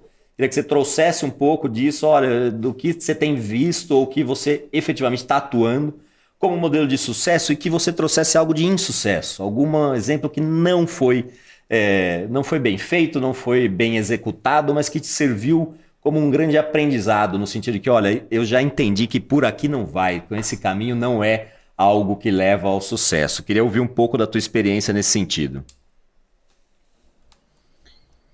Obrigada, Rafael. Eu acho que realmente está acontecendo, né? Até fazendo um link com aquilo que você falou no início, está acontecendo. Você vê os sistemas de saúde principalmente falando da América Latina, se movendo para isso, né? Pedindo reunião com a indústria, dizendo que precisa de ajuda, né, para um sistema mais sustentável. Então, eu acho que, vamos dizer assim, algumas coisas de aprendizado, de sucesso, eu acho que do ponto de vista da indústria, com que produto implementar, quando implementar, porque eu acho que vai ser inevitável que todas as indústrias passem por essa fase. Então, eu acho que a decisão estratégica de como fazer, de quando fazer, a gente tem alguns exemplos, inclusive uma experiência com o Dr. César, né, que a gente, na minha opinião, no Brasil, a gente começou pelo produto errado. Isso nos custou muito tempo, né? Nos custou 3 anos discutindo. A gente falou com 10 clientes e esses 10 clientes falaram: nossa, que projeto maravilhoso, mas sabe o que é? Eu não tenho interesse em cólica renal. Isso não é uma grande preocupação para mim. Obrigada, valeu. Quando você tiver algo numa área mais relevante, você volta. Então, eu acho que para a indústria é crucial fazer uma análise estratégica de por onde começar, precisa começar. Aí tem que entender qual é o produto, qual é o mercado e qual é a melhor forma de se fazer isso. Porque não vai ter o que você falou, com os produtos da linha genética, com tudo que tem para acontecer, a conta não fecha. De uma maneira bem simples, a conta não vai fechar. Então, a indústria precisa fazer isso. Eu acho que esse é um ponto de vista bem importante. A gente já vê alguns sistemas de saúde mais avançados, né? Eu acho que o Uruguai é um país também que tem avançado muito, não estou falando do ponto de vista nosso, da Pfizer, mas sim, né, a gente tem exemplos no mercado público, a gente vê a Costa Rica também, Centro-América, já com legislação para a implementação de acordos inovadores, o que rompe a grande barreira que é, qual é o arcabouço legal que viabiliza a implementação de projetos. Então, Costa Rica, Panamá, República Dominicana são países que já estão, né, criando fundos para implementar projetos como esse, que estão já se preocupando em fazer isso. Então, a gente vê realmente várias coisas se movimentando. Eu tive a oportunidade, semana passada, de estar na Colômbia, fazer um treinamento para toda a liderança da Pfizer de lá, e o que eu falei foi isso, né? Muitas vezes a gente está vendo a ponta do iceberg, a indústria está muito preocupada, né, e tudo bem com o acesso aos seus lançamentos, às suas novas drogas, mas a transformação está acontecendo no sistema de saúde, né? Às vezes eles não querem a indústria fazendo parte, a gente também já participou, e aí trazendo um outro exemplo de estratégia, a gente tinha aí eu vou contar um segredinho, né? Mas para quem ouvir, né, doutor Sérgio, tudo bem, né? Tá na mesa, né? Tá muito formal, Rafael, então tem que contar um segredinho para dar um pouco de risada. A gente muitas vezes ia apresentar os projetos, né? A gente ia como indústria e aí no final sempre aquele ambiente de desconfiança, parece até, sendo bem transparente, parece que está fazendo uma coisa errada, que você... É uma sensação bem desconfortável do ponto de vista da indústria. Com todo o respeito, Eduardo, o pessoal que é das operadoras, tudo, mas parece que você está fazendo algo até incorreto, ilegal, não sei, é uma sensação bem desconfortável. E aí eu cheguei e falei, doutor César, a gente precisa mudar a estratégia, né? Porque assim, a gente fala, mas a gente vê que o ambiente de desconfiança não viabiliza. E aí com o doutor César, com o Fábio, enfim, com uma equipe, eles falaram, então acho que uma estratégia seria, né, ter um terceiro, não a indústria falando, ter uma outra pessoa idônea, uma empresa idônea falando do interesse que existe, a viabilidade que uma indústria poderia patrocinar. E aí, quando a gente mudou essa estratégia, realmente, como mudou a perspectiva, né, de que é possível implementar esses projetos, e aí a definição de papéis, né, Rafael? Acho que isso é muito importante. Qual é o papel da indústria? Esse é o tema, inclusive, que a gente está tentando abordar aí no livro da Sindusfarma. Qual é o papel da indústria? Até onde a indústria pode ir? Porque, de fato, o meu papel vai restrito. Né, o meu papel como indústria vai muito até onde vai o reconhecimento pelo medicamento, pela entrega do meu medicamento. Mas eu não posso interferir no que o pagador vai reconhecer pela performance do médico, porque isso é uma relação dele, prestador, pagador, com os seus stakeholders. Eu não posso falar, não, eu quero que você reconheça o médico dessa forma. Essa é uma relação entre esses stakeholders. Então, eu acho que, como indústria, precisamos entender qual é o nosso papel, até onde a gente pode ir. Somos potenciais financiadores dessa transformação, né? Podemos sim ser financiadores, mas até onde a gente pode participar do Value-Based Healthcare completo, até em que reuniões a gente pode estar, a gente discute isso, né? Eu posso estar nessa reunião, eu posso ouvir, eu posso participar, que tipo de conflito de interesse, né? A gente teve a honra, o privilégio ano passado, desculpa, mais um caso, mas a gente teve a oportunidade, uma pessoa me achou no LinkedIn, e me procurou, era uma pessoa que prestava consultoria para a Conitec, quis saber o que eu fazia, eu falei que eu estava desenvolvendo um treinamento em parceria com o IBRAVES, para o mercado público e mercado privado, e ele me disse, puxa, é tudo que o pessoal da Conitec gostaria, você pode convidá-los? Eu cheguei no dia seguinte lá na Pfizer e falei, olha, eu vou convidar a Conitec, eles falaram boa sorte. Isso. Boa sorte, né? Se você quer fazer isso, aprove com compliance e tudo bem. E assim, eu tenho certeza que disseram jamais a Conitec vai aceitar. E eles não só aceitaram, como no mesmo dia me ligaram, quiseram saber, né? E a gente teve a honra de ter o Dr. César, o Fábio, enfim, a gente foi para Brasília. Eles perguntaram se eu ia participar das discussões, eu disse, olha, a gente não vai falar de produto nenhum, eu posso participar? E eles disseram que sim, que eu poderia participar. Então, eu acho que tem que ter diálogo, tem que ter conversa, tem que deixar as coisas claras. E se eles dissessem, não gostaria que você participasse, tudo bem, eu não iria. Mas muito eu legal. acho que tem que ter esse bate-papo. Eu também acho. Eu acho que com uma boa conversa a gente tira todas as pedras da frente e consegue chegar em acordos melhores. Eduardo, eu queria ouvir de você um pouquinho exemplos. Acho que você tem uma gama bastante grande aí de casos que você conduziu, tanto como ator principal como consultor. Queria que você trouxesse um pouco aí de bons exemplos de coisa que você viu aqui no Brasil acontecendo, que você participou, e também algo que não foi tão bem sucedido, mas que te trouxe um aprendizado importante. Eu acho que a coisa importante da gente trazer para a mesa aí eu vou trazer um viés de inovação, que foi minha praia nos últimos anos. A começar por aquilo que não dá certo.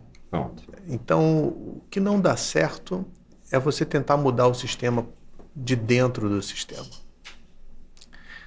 E eu tive a oportunidade de aprender desnecessariamente, porque está escrito para quem quiser ler no livro do Christensen, que as modificações, as rupturas no sistema, elas acontecem na periferia. O centro é muito forte para você vencer. Então, de uma estrutura muito grande, ela quase sempre, por várias razões, você sucumbe. O Christensen ele escreve da seguinte forma: se por exemplo, uma instituição grande, para ela lançar alguma coisa que ameace seu status quo da sua operação, ainda que isso vislumbre um futuro adequado, ou ela faz isso através do spin-off, ou ela abre um modelo de negócio, uma área específica, totalmente específica para isso. E tem aprendizados que você pode trazer de vários, desde a Kodak, por exemplo, que tenha lançado a tecnologia digital, né? Mas ela sucumbiu porque 95% dos filmes do mundo era ela que produzia. Então os outros pegaram a tecnologia, foram desenvolvendo, ela não se percebeu e a coisa foi embora, né?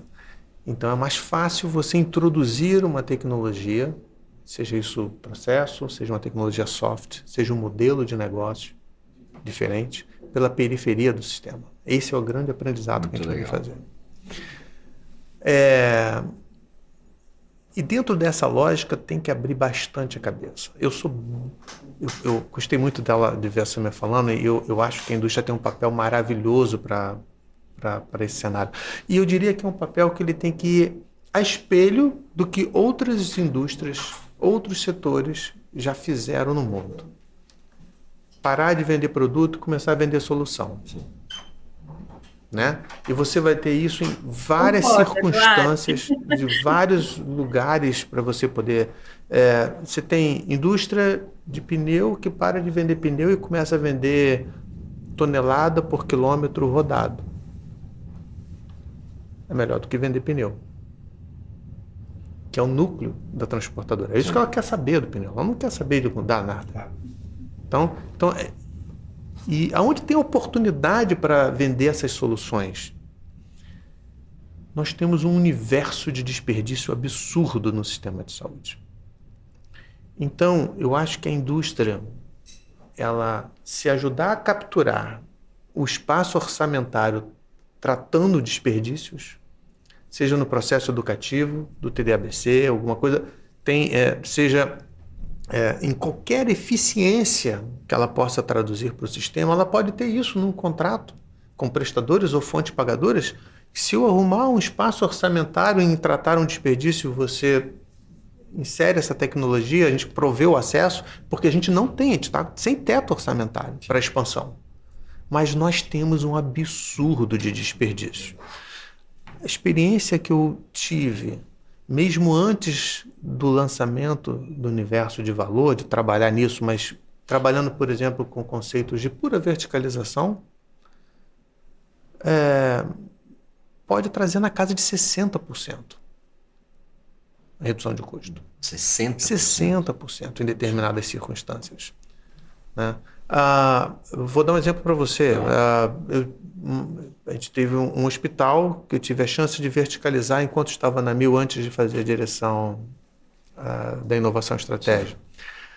E eu fui responsável pela verticalização dos hospitais no Rio de Janeiro, na ocasião.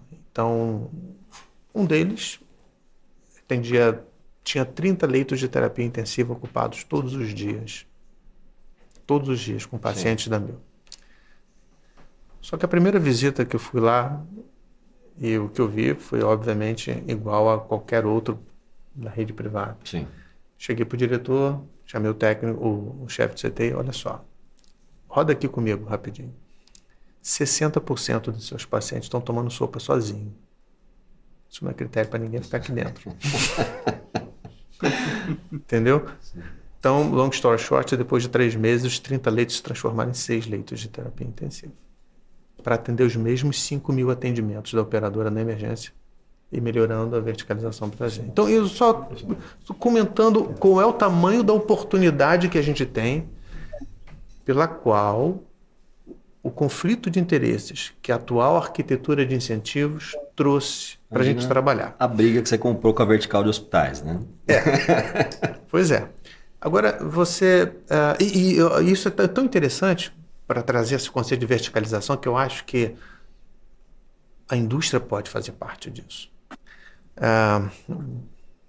30 segundos para explicar um conceito simples. Você precisa. Vamos lá. Tem um sujeito chamado Ronald Coase, que ele ganhou um prêmio Nobel de Economia por ter descrito o papel da firma. Ele estava se formando ainda, ele perguntou para o seu professor, se o mercado é uma circunstância mais efetiva, mais econômica para você fazer transações, por que existe uma firma? E ninguém soube explicar. Bem, a tese dele é muito simples. Uma firma sempre valerá a pena enquanto os custos transacionais forem muito altos, superarem o custo da elaboração da empresa. E o que acontece hoje na circunstância da saúde brasileira é isso. Os custos transacionais de saúde são muito altos. Muito altos. Eles viabilizam mesmo imobilizações enormes de capital em cima de verticalizações, que não precisam ser feitas por tijolo. A gente estava conversando. Sim. Se você alinha os interesses em modelagens de negócio, e aí vou responder o que você me perguntou lá atrás, agora sobre os resultados positivos. Perfeito. Quando a gente consegue alcançar circunstâncias de modelagens assim, e que são construídas com várias mãos, é um processo de cocriação, onde você chega para o parceiro e diz assim, olha só, nesse momento eu sou do lado de cá operadora. Não pode existir uma circunstância onde você ganhe e a operadora perca. E não pode existir uma circunstância que eu ganhe e você perca. Se isso acontecer no meio do caminho, a gente vai parar e vai voltar para a prancheta. Sim. E é nessa construção que se foi possível redução de custos mesmo após o shared savings, que foram contratos que foram modelados assim, modelados numa circunstância onde os prestadores não recebiam mais por procedimento, mas para dar assistência à população. Para isso, eles tinham uma per capita garantida. E eram acordados critérios de shared savings que eles só teriam acesso, né, a essa distribuição de economia se e somente se os acordos de desfechos foram encontrados. E aí tinha, sim, então, uma matriz de pontuação para isso, onde eles poderiam alcançar até 50% de toda a economia gerada. Então, a primeira coisa é gerar a economia. Segundo, se gerar essa economia, não pode vir às custas de desassistência. Então, a gente botou as âncoras que pudessem garantir essa segurança no sistema, a percepção de qualidade, etc. e tal. E, obviamente, de acordo com que especialidade foi feita, tinha critérios clínicos técnicos específicos. A escolha também é algo importante, né? O quem é sempre importante. Sem dúvida. O quem é sempre muito importante. Mas o que foi curioso, e aí ficou a veiazinha acadêmica no meio, é que a gente conseguiu fazer isso o seguinte, com pelo menos 2 prestadores diferentes de cada especialidade, Legal. em 3 especialidades diferentes. E os resultados são absolutamente reproduzíveis. Reproduzíveis. Diferença de 5% de um e outro. Dados muito robustos. Por exemplo, nós pegamos comparamos uma população de 400 mil vidas aqui de São Paulo, com uma população de 380 mil vidas para ortopedia. E um pouco menor do que isso para a cirurgia vascular, em coortes. Depois que você abre a accountability, o contrato por accountability, mesmo a população do Rio de Janeiro tendo só 70% sido tratada pela ACO, a gente teve uma redução em torno de 30% da quantidade de procedimentos por cada 10 mil vidas. Procedimentos esses que estão à facilidade do prestador. Sim. Botar um pino, botar uma calha engessada, né? E assim, entre várias coisas. E estamos falando de custos bem objetivos, facilmente mensuráveis, procedimentos. Se você quiser colocar isso para ressonâncias, tomografias, então muito mais. Mas, então, isso espelha o que existe de possibilidade. Quando você alinha interesses, para terminar, você pode traduzir, inclusive, tecnologias fora hall. Você pode trazer novas tecnologias, porque o sujeito não tem conflito mais de interesses para sua utilização. Perfeito. Né? Então, a possibilidade é grande. Foram alcançados em torno de 30% de economia pós-share saving dentro do sistema. Como é que ficou a questão da percepção de valor pelo beneficiário, pelo usuário? Então, a gente conseguiu mensurar para essa quantidade de população tão grande, né? Para ser o mais forte possível, a gente conseguiu fazer pelo NPS. Perfeito. Que não foi, obviamente, academicamente falando, não tem esse substrato tão robusto para que a gente possa avaliar como tal. Mas dava um volume enorme para a gente poder traduzir. E podia ser feito de forma automática, por aplicativo, a gente podia reproduzir. Teve questionários qualitativos, né? Então, a parte de ortopedia, obviamente, a gente conseguiria trabalhar com EQ5D, RUS e CUS, para algumas subpopulações a gente pôde fazer, que são questionários específicos para quadril e joelho, por exemplo, que você possa medir qualidade de vida e capacidade operacional do paciente antes e pós-procedimento. Né? Então, em subpopulações foram mensuradas. E, obviamente, a gente trabalhou também com cirurgia vascular, como a gente estava comentando antes. A gente não tinha critério para ITION para então. Sim. Então, nós usamos o VCSS, que é um score para tratamento do sistema venoso usado pela Academia Americana de Cirurgia Vascular e que é facilmente auditável por fotos. E você consegue traduzir ali desfecho clínico de forma bastante interessante também. Muito legal. André, queria trazer um pouco da tua visão no sentido de mundo. O que tem se feito nesse sentido de estratégias que efetivamente estão dando resultado e um questionamento, uma pergunta, né? O ponto inicial do paciente no centro. Você entende que estes exemplos que você pode trazer no sentido de sucesso de iniciativas, e de novo, se você puder trazer algum caso de insucesso, mas que te trouxe um aprendizado no sentido de que olha, isso aqui não dá certo, não é por aí que a gente faz as coisas. Mas também trazendo um pouco disso, a questão da centralidade no paciente. Como é muito difícil fazer isso. É muito difícil você efetivamente trazer as necessidades do paciente para essa modelagem. Eu como médico, os colegas, você tem uma resistência muito grande do que a literatura fala, daí vem aqui, né, fala, não, mas eu não quero isso, para mim o que importa é outra coisa. Fala, pô, mas eu aprendi de outro jeito. Queria que você trouxesse um pouco dessa visão. Você tem exemplos, você tem visto isso? Olha, tem iniciativas que efetivamente estão colocando o paciente no centro, estão dando resultado. E se puder compartilhar, onde que a gente pode beber um pouco dessa fonte e adquirir conhecimento nesse sentido? É uma pergunta bastante interessante, porque tem muitos exemplos já, né, e tudo aí, mas eu acho que o que é importante, né, é que basicamente esse tema da centralidade do paciente, ele é o que efetivamente faz com que uma estratégia consiga permanecer. Uma estratégia de VBHC, ela permanece quando ela tem uma centralidade do paciente. Agora, como você mede isso? Qual é a métrica? Essa é uma questão que vai variar muito, mas em geral existem dois tipos de métricas. Uma métrica que é mais, de alguma forma, subjetiva, você tem que ver qual é a satisfação do paciente, qual é o nível de satisfação que ele tem, e o outro é o resultado clínico. E muitas vezes as duas coisas estão associadas.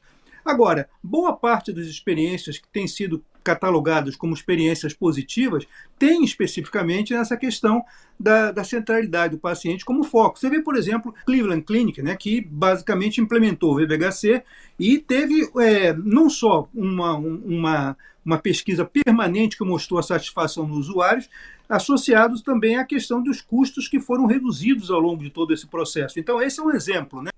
O exemplo que também é mais clássico é o da Kaiser Permanente, vocês devem conhecer. A Kaiser Permanente, nos Estados Unidos, é uma empresa que tem enfatizando os cuidados preventivos da gestão de doenças crônicas e através de muita tecnologia de registro eletrônico, né? Eles alcançaram índices de satisfação enormes com uma redução de custo que na Califórnia chega também a 40%. Se você compara os planos de saúde da Kaiser com outras regiões, né, da Kaiser na Califórnia, você tem uma diferença de 40%. Por isso que ela é a empresa dominante. Mas vamos sair dos Estados Unidos também, né? Você tem experiências mais focalizadas. A clínica Martin, na Suécia, né, que é uma clínica que implementou um modelo VHC para substituição de quadril e joelho, especificamente nessa área de ortopedia. E tiveram resultados de custo-eficácia enormes, né? Reduziram complicações, reduziram readmissões, que esse é um outro indicador muito interessante em termos de resultado, e que melhoraram os resultados relatados pelo paciente, né? Na Holanda, por exemplo, você tem também um câncer integral câncer centro, né? Centro de câncer integral, alguma coisa desse tipo também, que implementou os princípios do VBHC no tratamento de câncer, enfatizando o tratamento personalizado e a inclusão do paciente dentro do processo, que é uma coisa muito difícil você ver em processo de câncer. Então, eles alcançaram não só melhores taxas de sobrevivência dos pacientes, como também reduzindo variações nos cuidados e demonstraram um potencial enorme, né? Bom, voltando dos Estados Unidos, um outro exemplo do hospital infantil no Texas, né, que é o Texas Children's Hospital, não sei se vocês já ouviram falar, né, que também melhorou muito o atendimento de crianças com doenças crônicas, e aí se centrou especificamente na questão da coordenação do cuidado, intervenções precoces, educação dos pacientes, tudo isso com resultados que levaram também à redução de custos, né. Em Singapura, você tem o Juron Health, né, que é service, que adotou o VBHC para o gerenciamento de doenças crônicas e para o tratamento da diabetes. Então, esse é um modelo interessante, por exemplo, quem quer fazer segmentos pacientes de diabetes, esse é um sempre interessante. A Escola de Saúde Pública da Universidade de Harvard, no México, né? Não digo a de lá, mas do México, ela tem também colocado alguns modelos de VBHC, é bem interessante.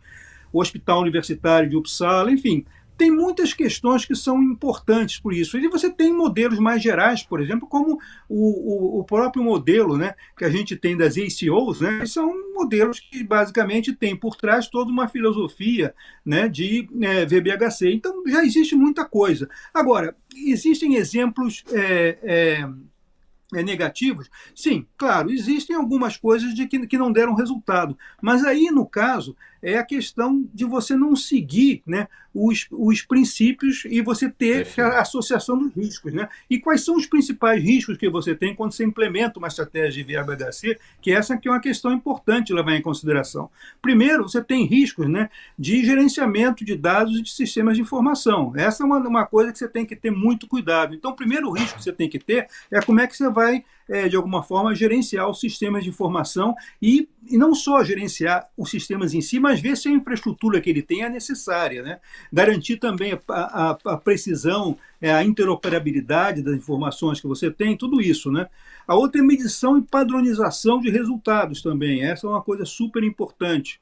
A questão do change management que vocês mencionaram, que a mudança de gestão é uma coisa que, se não é bem feita, ela pode levar a uma não implementação razoável dos princípios de VBHC. Né? Quando a questão da transição dos modelos de reforma de pagamento, por exemplo, não dão certo, você não tem alguma coisa que foi gerenciado do ponto de vista da mudança, pode ser também uma das fontes de fracasso. Né? A questão do mau gerenciamento de riscos, quando você faz um processo de VBHC, você tem que ter um risk analysis dentro do processo, e essa análise de risco é muito importante, porque senão você vai avaliar mal, basicamente, os processos que você está colocando. Né? O envolvimento dos pacientes tem que ser o adequado para esse processo. Às vezes ele não pode ser feito de imediato, mas ele tem que ser progressivo e permanente. Né? O tema também dos recursos que você vai alocar, às vezes você não dimensiona adequadamente os recursos que você tem que ter para implementar o processo. Né?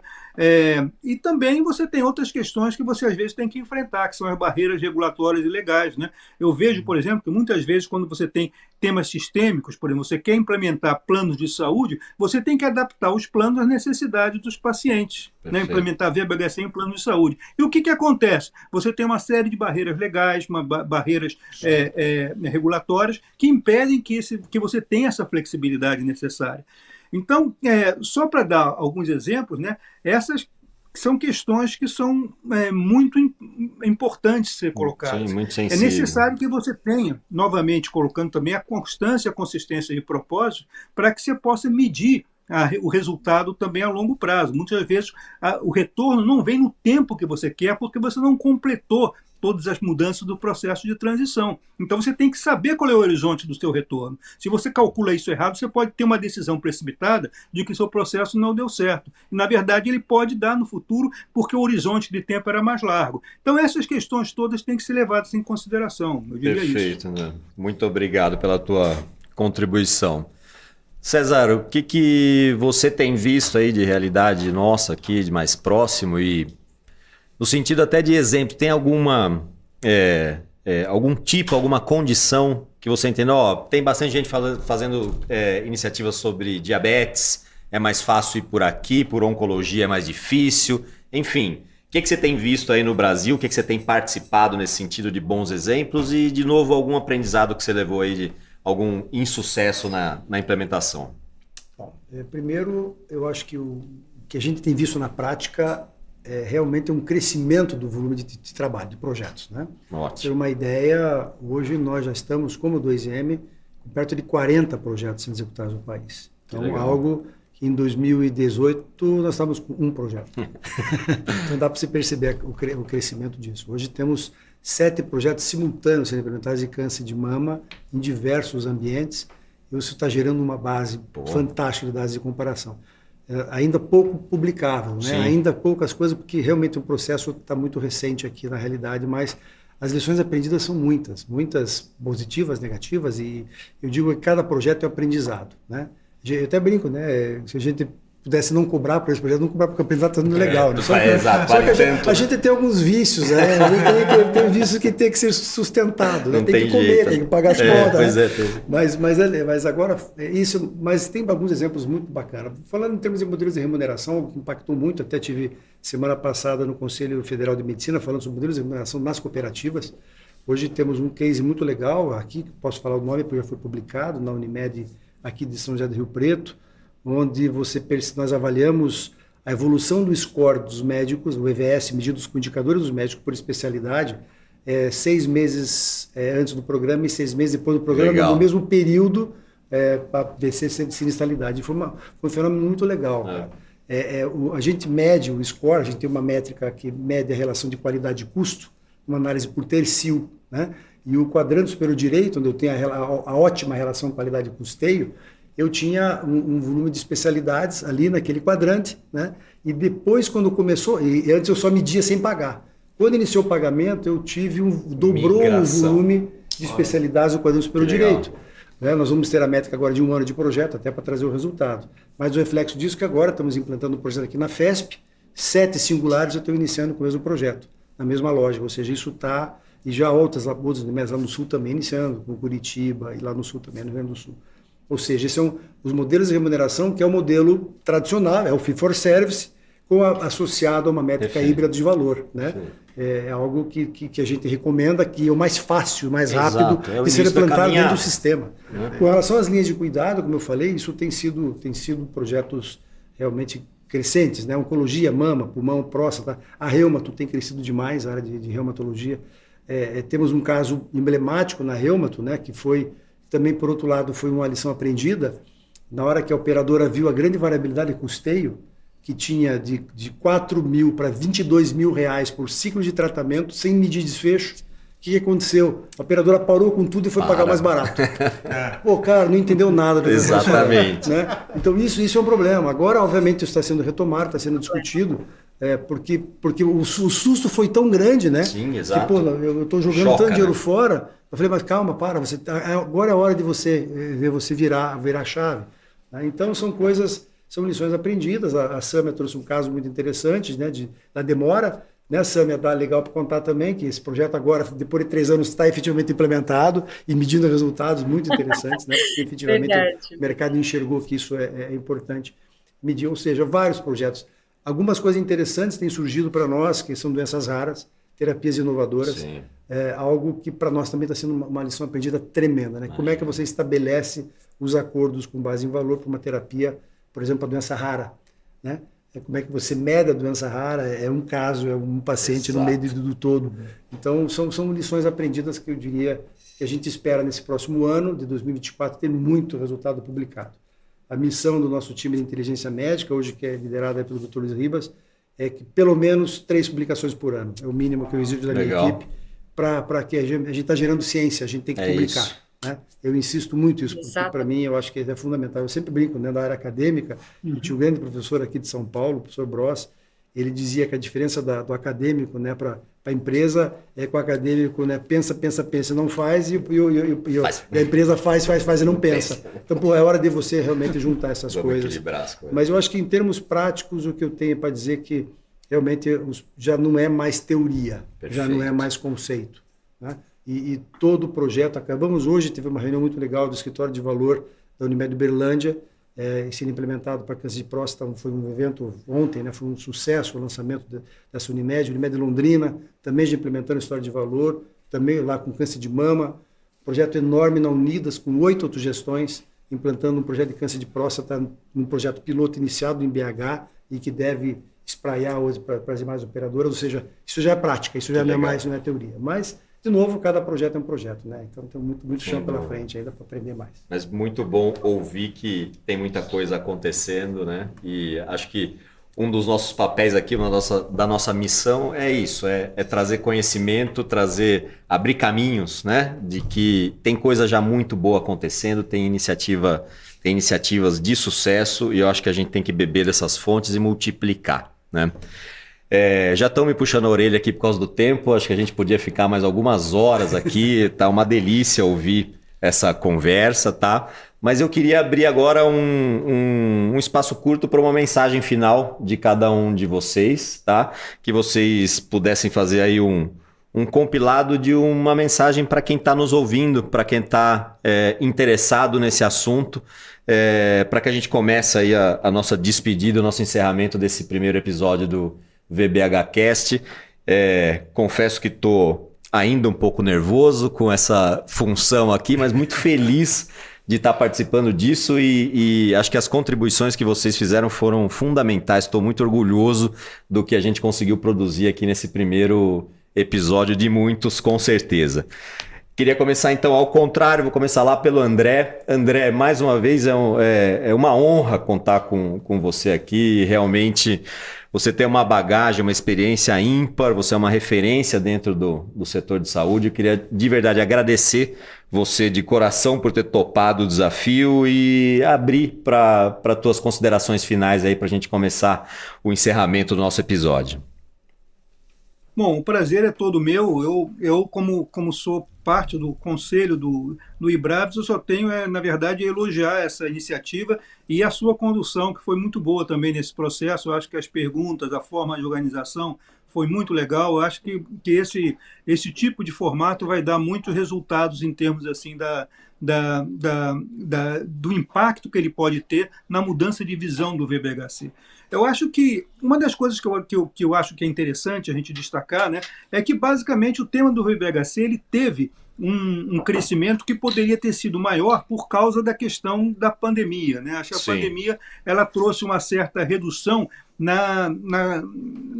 no ritmo que ele estava sendo implementado, mas ao mesmo tempo trouxe também muitas lições, porque ela incorporou novas dimensões que não estavam sendo pensadas pela questão específica do VBHC. Por exemplo, a questão de como é que os hospitais têm que trabalhar de uma forma muito mais holística, aliás, os sistemas de saúde, não só os hospitais, e não de uma forma muito concentrada na questão do paciente. Então, toda essa visão da abertura para a questão de saúde populacional é a nova fronteira que eu acho que está avançando e que, de alguma forma, cresceu bastante com a questão específica da pandemia. A pandemia trouxe essa dimensão como uma dimensão relevante dentro da questão do VBHC e a gente vai ter que começar a incorporar ela dentro dos novos projetos de negócio que vão ter dentro dessa área. Então essa é um pouco a mensagem que eu tenho em relação a isso. Eu sei que existem diferenças regionais, há países que estão um pouco mais atrás, mas interessante aquela questão que o senhor colocou, que eu concordo, muitas vezes a revolução, não foi você, acho que foi o Eduardo, a questão que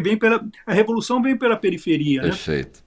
Eu estou vendo muitas inovações que estão surgindo agora, especificamente, em países que estão ainda com um processo muito atrasado em relação ao seu próprio sistema de saúde, mas eles vêm com toda a vontade, com todo o desprendimento para colocar, porque também o capital que eles investiram nisso até agora é baixo. Então, onde tem menos densidade de capital, muitas vezes a gente pode esperar um resultado muito maior pelo próprio processo que está associado a isso, né? Então, eu espero que isso seja uma questão interessante para pensar no Brasil também, onde a gente tem várias áreas aí distantes dos centros de produção da área de saúde, onde você pode começar também a inovar e trazer experiências interessantes que podem contaminar o centro, que é mais resistente.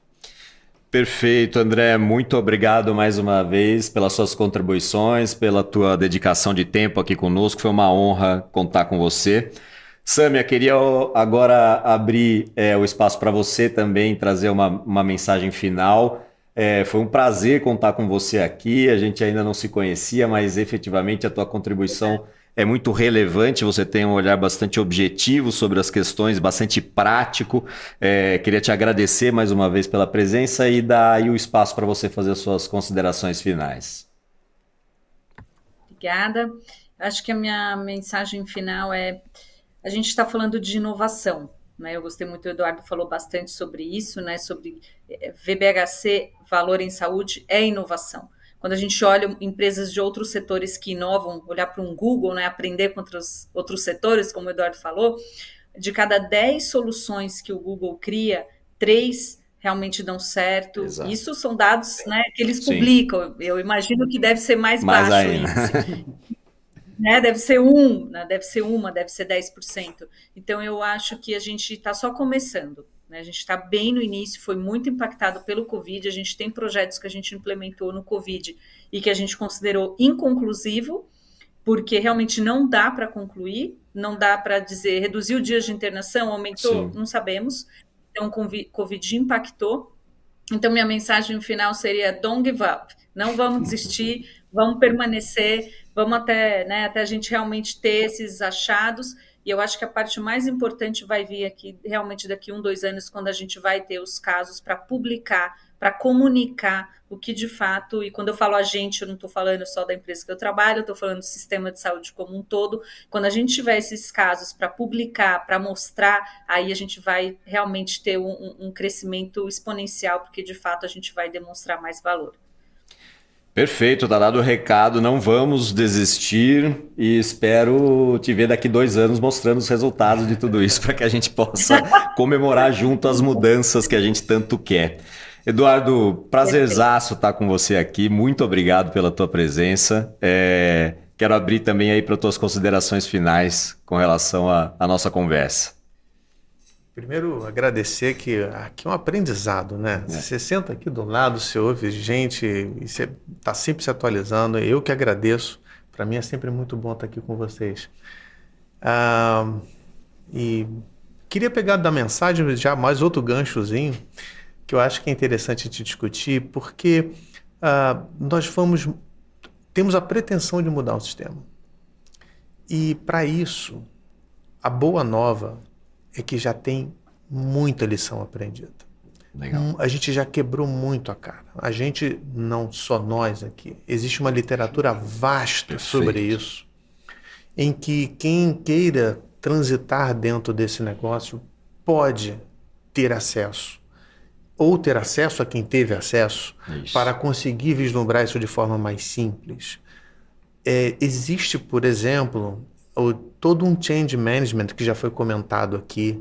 Nós sabemos que cultura, você, dentro de uma instituição robusta, grande, você não muda antes de 3 anos e meio, com muito esforço. Então vamos alinhar as expectativas, né? Porque, poxa, eu estou há 1 ano batalhando, 1 ano e meio batalhando, 2 anos.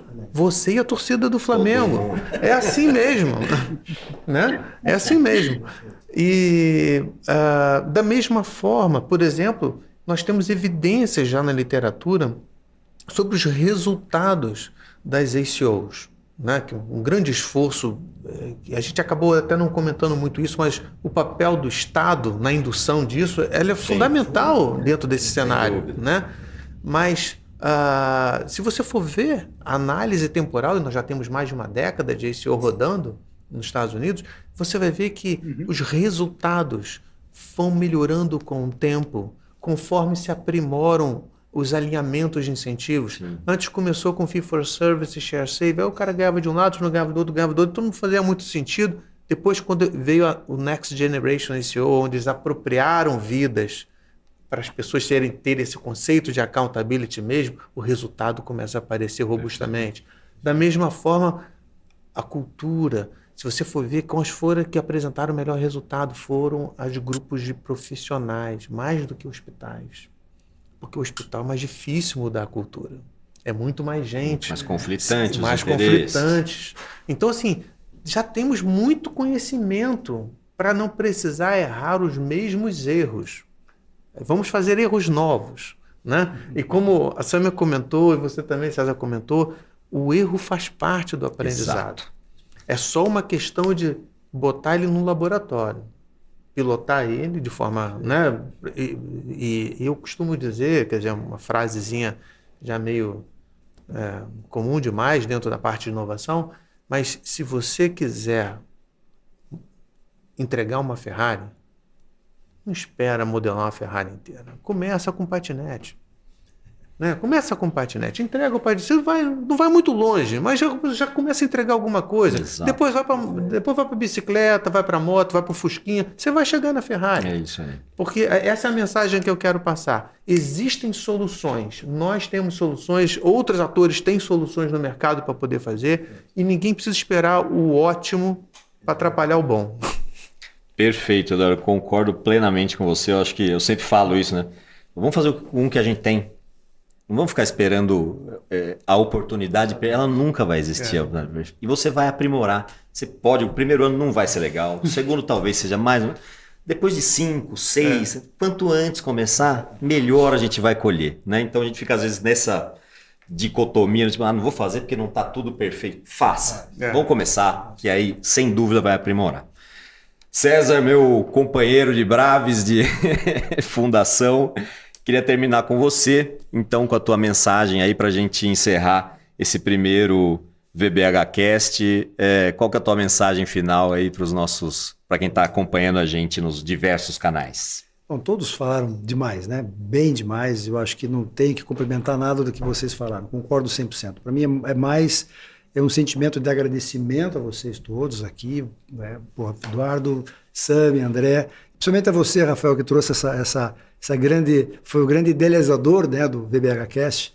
E eu acho que a gente, desde o momento da fundação, né, do Instituto, lá atrás, 2017, começamos a conversar, 2018 para fundar o Instituto, a gente vem trocando ideias. Eu acho que você conseguiu organizar uma forma da gente transmitir esse conceito de um jeito muito legal, muito bacana, muito prazeroso, né? Então, eu gostaria muito que as pessoas que nos assistissem, né, continuassem nos perseguindo aí para frente, Perfeito. né? Porque com certeza essa é o primeiro episódio da primeira temporada. Exatamente. Né? Então, teremos muita coisa. Agradeço a Pfizer por ter apoiado o nosso instituto nessa fase, né, de construção, mas principalmente como mensagem em termos práticos, o que vocês falaram, né? É começar pequeno. A gente sempre tem pilotado e recomendado criar projetos referenciais pequenos, num ambiente controlado, entender esse processo para depois você escalar. Acho que isso é a grande mensagem. Acho que todos falaram isso, exatamente a mesma coisa. Eu acho que indiscutivelmente essa é a mensagem de todos aqui. Então, obrigado, Sâmia, André, Eduardo, Rafa, prazer estar demais com vocês aqui. Bom, muito obrigado. A gente está chegando então ao final dessa primeira edição da primeira temporada do nosso VBHcast, o seu podcast sobre valor em saúde e muito mais. Queria mais uma vez agradecer André, Sâmia, César, Eduardo, foi um prazer. Conversa boa é quando a gente termina e fala, pô, podia ficar aqui mais algumas horas trocando ideia com todos vocês, que seria maravilhoso. Enfim, fica o convite para o nosso segundo episódio, que daqui a pouco vocês vão poder acompanhar. E foi um prazer estar aqui com vocês mais uma vez. Muito obrigado. A gente encerra então a primeira edição do nosso VBHcast. Muito obrigado a todos. Realização Ibraves, apoio Pfizer.